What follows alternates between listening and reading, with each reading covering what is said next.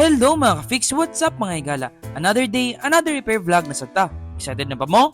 Let's go! Special vlog na po ni mga ka-fix kaya nga to ang customer is from Davao City. Ang model sa iyang cellphone kay Huawei Nova 11 Pro. Wala pa ning LCD sa atong mga local suppliers diri sa Davao. So ato pa ning gi-order sa atong mga suppliers sa Luzon. Medyo mahal pa ni mga ka-fix kay medyo dako pa og kapital ang LCD. Tara among gi-order so dapat careful kay mi sa pag-install sa LCD. Pasensya kay mga ka-fix kung naay ubang cellphone nga dili na mo ma-repair. Limited lang manggod ang among resources kung unsa ray naa sa mga supplier. Tama ni mga ka-fix if naa kay plano nga magpa-repair sa MUA, example LCD replacement or battery replacement, pwede mi ninyo i-message sa mga official na Facebook page ang Gadget Fix Samal para ma-check na mo daan sa shop kung na may stock. So dili na ka magbalik-balik sa muang shop. Ang amuang shop kay located at Zone 3, Barangay Villarica, Island Garden City of Samal. Or pwede ninyo i-search sa Google Maps or sa Google ang Gadget Fix Samal and makita na ninyo kung asa ang amuang shop. Nag-repair mi og iPhone, Android phone, tablet, iPad, MacBook,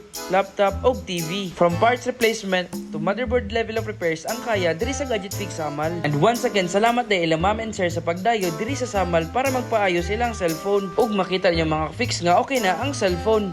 Kung naman ka problema diri na sa Gadget Fix Samal, kalidad barato ug masaligang repair shop sa isla sa Samal. Let's go!